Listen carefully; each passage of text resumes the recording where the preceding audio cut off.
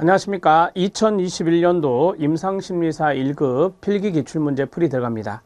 이번 시간에는 제5과목 고급심리치료에 대한 과목이 되겠습니다. 고급심리치료의 2021년 내용을 보면 기존에 2016년부터 문제를 봤을 때 여러분들이 가지고 있는 문제집이 2016년 문제부터 있죠. 그 문제를 통해서 보았을 때 5문제가 똑같이 중복됩니다. 번호를 말씀드리면 84번, 87번, 89번, 95번, 98번 문제 이렇게 5문제만 중복이 되었고요. 나머지 15문제는 모르겠어요. 2015년 이전에 2016년 이전이 되겠죠.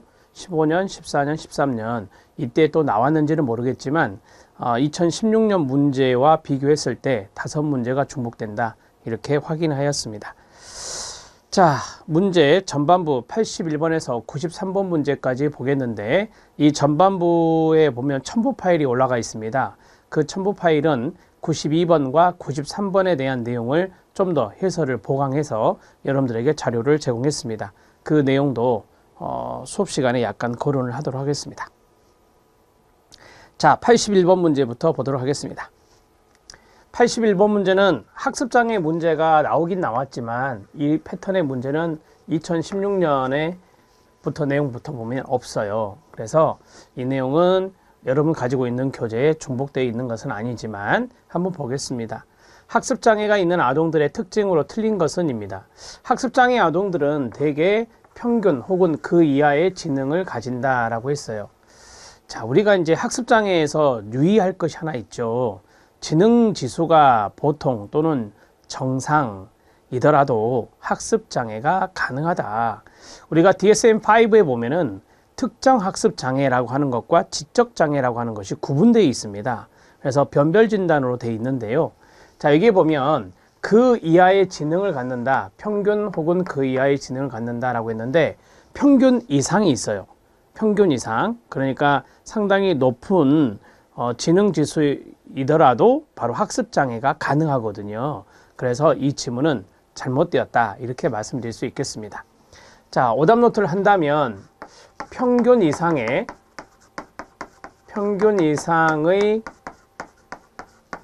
지능을 가지더라도 자, 학습장애가 가능하기 때문에요. 학습장애가 가능하다 이렇게 정리하시면 돼요. 여러분들이 많이 들어보셨죠? 네. 그러니까 지능이 꼭 저하되어야만 학습장애가 되는 것은 아니다. 이런 맥락으로 생각하시면 되겠습니다. 학습장애 아동들의 약 3분의 1, 33% 정도 되죠. 주의집중에 문제를 보인다라고 해요. 네, 맞습니다. 학습장애 아동들은 쓰기장애, 읽기장애, 세마기장애 크게 이렇게 3가지의 기초학습에 문제가 있는데요. 여기에서 부주의, 즉 주의 산만이라고 하죠. 주의 집중이 안 된다라고 하는 것입니다. 그래서 3분의 1, 33% 정도는 주의 집중의 문제를 보이고요. 자, 학습장애 아동들은 한 가지 이상의 학습 문제가 복합적으로 나타난다라고 했습니다. 한 가지 이상의 학습 문제라고 하는 것은 앞에서 말씀드린 쓰기나 그 다음에 읽기나 세마기, 자, 이러한 문제가 나타난다라고 하는 거죠. 한 가지가 나타나기도 하고 2가지, 3가지가 나타나기도 한다라고 하는 것을 이야기하는 겁니다. 맞습니다. 학습장애 아동들은 누적된 학습 실패로 인해서 낮은 학습 자아 개념을 갖는다라고 했어요. 이게 좀 말이 어렵죠. 낮은 학습 자아 개념. 이게 이제 학습에 대한 자존감이 있는데요. 학습에 대한 자존감이 있는데 그게 낮다라고 이야기하는 겁니다. 이렇게 해서 간단하게 알아두시면 됩니다. 자, 학습장애 아동들은 누적된 학습 실패가 있어서 이 학습에 대한 자존감이 많이 떨어지겠죠. 이렇게 생각하시면 되겠습니다. 답은 1번입니다. 자, 여러분 해설에 충분히 읽어보시면 이해될 건데 실력 따지기 학습장애에 있는 내용을 좀 넣어드렸습니다. 거기에 보면 제가 말씀드린 이런 내용이 있어요. 읽기, 그 다음에 쓰기, 그 다음에 산수계산, 세마기 이러한 부분에 심각한 곤란을 주 증상으로 하는 것이 학습장애다 이렇게 말씀을 드렸고요. 자, 밑줄친 부분을 잠깐 보면 지능과 연령을 근거로 기대되는 능력의 50% 미만의 성취도를 보일 때 우리가 학습장애라고 한다라고 해요. 그러니까 연령을 근거로 했을 때 또 지능을 근거로 했을 때 자기가 가지고 있는 그 범위 내에서 50% 미만의 성취도를 보였을 때 우리는 이것이 학습장애다 이렇게 이야기를 합니다. 자, 이 학습장애 아동에 대한 문제에서 지능과 연결된 지문들이 많이 나오니까 그것을 유념해서 알아두시면 됩니다. 답은 1번입니다. 학습장애와 관련된 것은 똑같진 않지만 유사한 문제 패턴은 나와 있었습니다. 나중에 기출문제 쭉 보시면서 그것을 확인하실 수 있을 겁니다. 82번 문제 들어가도록 하겠습니다. 82번 문제는 좀 단순한 문제인데 최근에 변화되고 있는 심리치료의 경향입니다. 거리가 먼 것은인데요. 우리가 이제 단기화라고 하는 것은 뭐냐면 우리가 상담 치료의 기간을 이야기하는 거죠. 치료의 기간상 단기화되고 있다라고 하는 것입니다. 맞습니다. 자, 그 다음에 대중화가 있습니다. 대중화는 이것을 그러니까 대상이라고 할 수 있죠. 대상들이 상당히 이제 많아지고 있다라고 하는 겁니다. 치료 대상 또는 치료 대상의 영역이라고 하거든요. 영역이 상당히 많아지고 있다라고 하는 것을 대중화다 이렇게 말합니다. 대중화는 뭐 중년층, 노년층뿐만 아니라 청소년층도 이 심리치료의 대상이 되고 있다라고 하는 것이고요. 심층화는 해당 사항이 없습니다. 심층화는 해당 사항이 없고 그 다음에 다양화입니다. 다양화는 상담 매체를 생각해 보시면 돼요.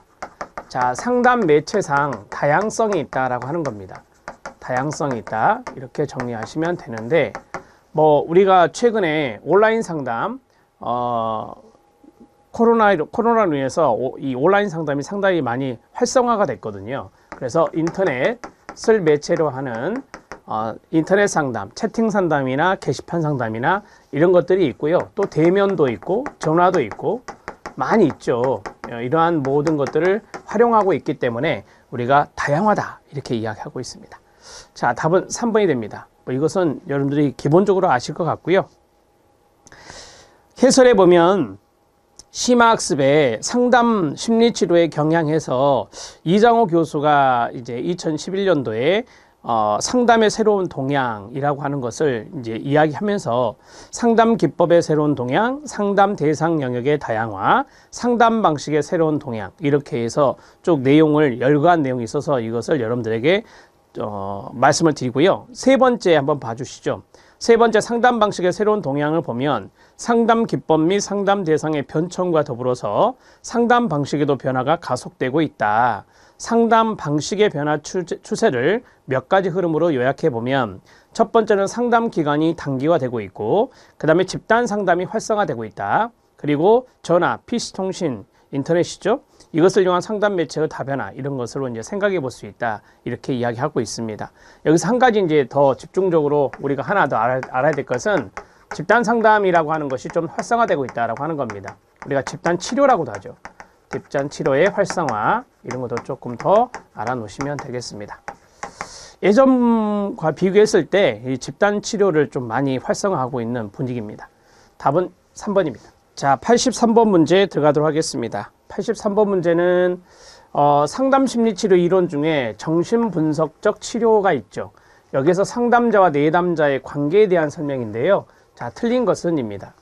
이 정신분석적 치료에서 상담자와 내담자의 관계에 대한 내용을 여러분 해설에 제가 심화학습에 넣어드렸는데 그 내용에서 이 지문들을 발췌한 것 같습니다.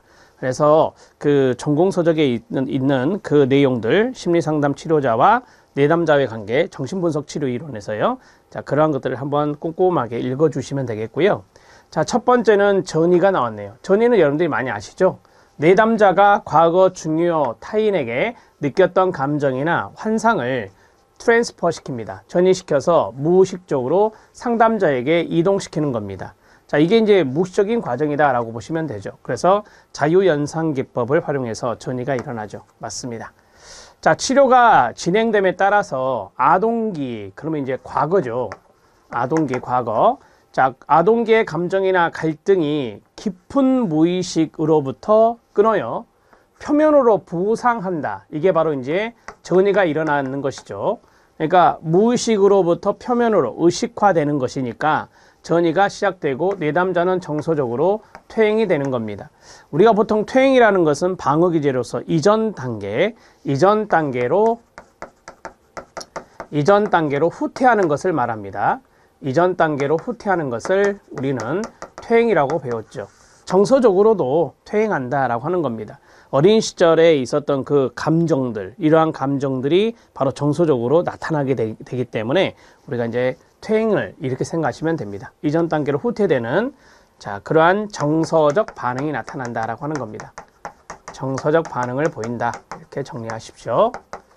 자, 맞고요. 그 다음에 세 번째, 심리적으로 독립하기 위해서는 누가요? 내담자가 심리적으로 독립하기 위해서는 내담자가 무의식으로 인식하고 부모로부터의 완전한 사랑이나 수용 같은 유아적 욕구에 의해 동기화된 행동으로부터해서 끊어야 되죠.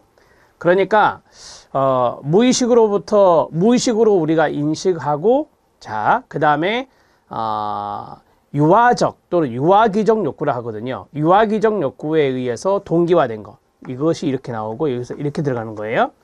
내담자가 무의식으로 의식하고 그다음 인식하고 있는 동기. 그 다음에 유아기적 욕구에 의해서 동기화된 행동들이 있는데 여기로부터 자유로워져야 된다라고 하는 거. 이 포인트죠. 그래야 우리가 이제 그 내담자가 심리적으로부터 독립된다라고 하는 것입니다. 자, 우리가 이제 이걸 아주 쉽게 말하면 유아기적인 무의식적 동기라거든요. 유아기적인 무의식적 동기.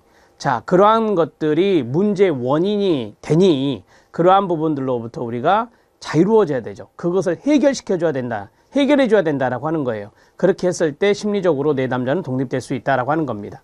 자, 이렇게 되면 이제 자아가 강화가 되거든요. 자아가 강화가 되면 여기에서 심리적인 독립을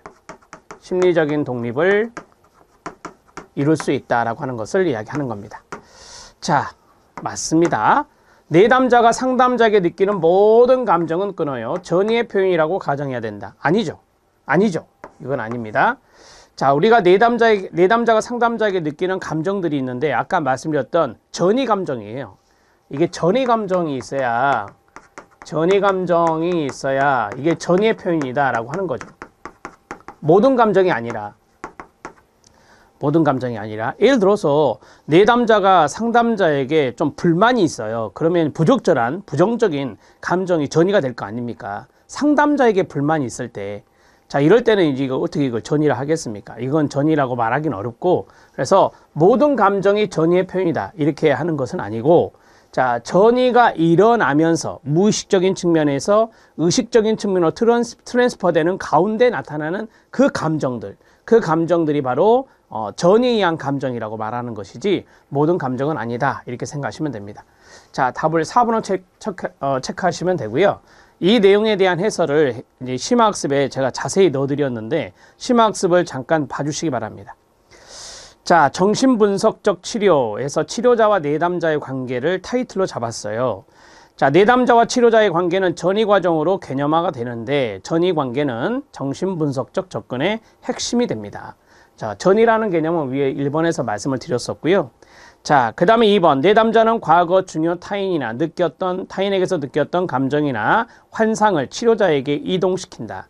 그리고 이를 통해서 과거의 관계에서 풀지 못했던 일을 이해하고 해결하도록 한다라고 했습니다. 그러니까 전이라고 하는 것이 나타나야 이 사람의 무의식적인 갈등의 요소가 무엇인지 어린 시절로부터 등장했던 그러한 원인을 찾아낼 수 있고요. 그 원인을 우리가 해결해 줘야 이제 이 사람이 심리적으로 독립할 수 있고 또 자아가 강화되거든요. 이걸 그래서 일명 뿌리치료라고 이야기하는 겁니다.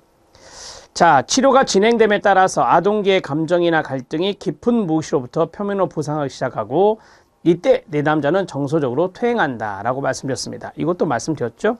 효과적인 치료를 위해서는 전이관계를 훈습해야 되는데 훈습은 반복적인 해석을 통해서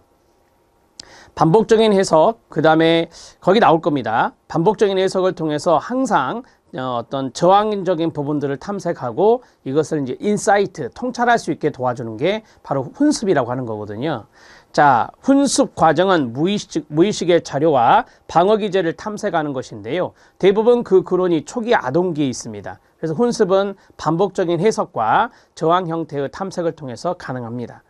자, 그래서 이 훈습이라고 하는 것이 일종의 하나의 정신분석적 치료의 기법, 기술이라고 생각하셔도 됩니다. 내담자가 치료자에게 느끼는 모든 감정이 전이의 표현이라고 가정하는 것은 잘못이다. 아까 말씀드렸잖아요. 4번 지문에서. 자, 그에 대한 이야기가 쭉 나오는데요. 이 반응들 중에 많은 반응들이 현실의 기초를 두고 내담자의 감정을 치료자가 지금 양식, 우리가 지금 여기라고 하잖아요. 지금 양식으로 제시하는 것에 따라 발생한 것일 수도 있습니다. 그러니까 이 반응은 뭐냐면 감정 반응을 이야기하는 겁니다. 그래서 이 감정 반응이 다 과거에 의해서 나타나는 전이 감정이 아니고 현실의 기초를 두고 있으면서 내담자의 감정을 지금의 양식에 따라 제시되는 것일 수도 있어요. 그러한 감정이 나올 수도 있기 때문에 다 전이 감정이라고 말하기는 어렵다.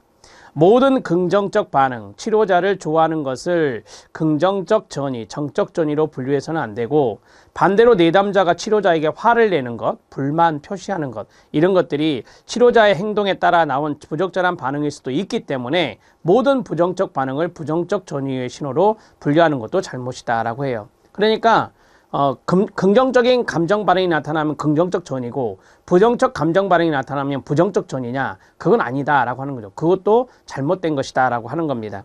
자, 그런데 내담자가 치료자에게 느끼는 부정적 전이와 반대로 치료자가 내담자에게 느끼는 것을 역전이라고 하죠. 역전이는 알고 계시죠?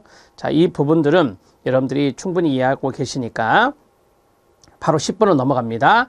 자, 치료자가 내담자를 대할 때 객관성을 저해할 수 있는 비합리적인 반응으로 치료자는 이 역전이를 상당히 주의해야 된다라고 합니다. 모든 역전이가 나쁜 것은 아니라고 알고 계시잖아요. 이것을 치료에 활용할 수도 있어요. 자, 무엇보다 중요한 것은 치료자들이 객관성을 어느 정도 유지하고 있어야 되고 분노, 사랑, 비난 그리고 내담자들의 여타의 감정에 대해 비합리적이고 주관적으로 반응하지 않도록 상담자가 비합리적이면서 주관적으로 이제 반응하지 않도록 해야 된다라고 하는 것을 치료자들이 유의해야 된다라고 하는 겁니다. 객관성 유지가 상당히 중요하다라고 하는 겁니다. 자, 심리적으로 독립하기 위해서는 이 내용이 나오죠. 세 번째 거. 심리적으로 독립하기 위해서는 내담자가 무의식적으로 인식하고 부모로부터 완전한 사랑과 수용과 같은 이 유아기적 욕구가 있어요. 그 유아기적 욕구에서 동기화된 행동들이 있는데 자, 그러한 것들로부터 좀 자유로워야 된다라고 하는 거예요.